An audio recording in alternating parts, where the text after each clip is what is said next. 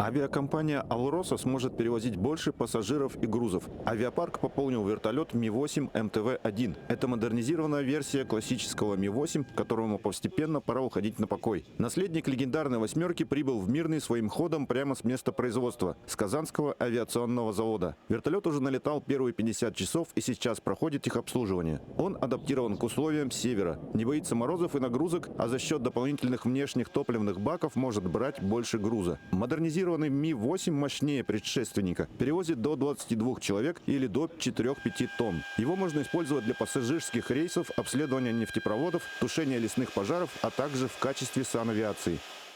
Адаптирован под установку медицинского модуля, который позволяет перевозить лежачих больных с возможностью оказания им технологичной медицинской помощи на борту воздушного судна.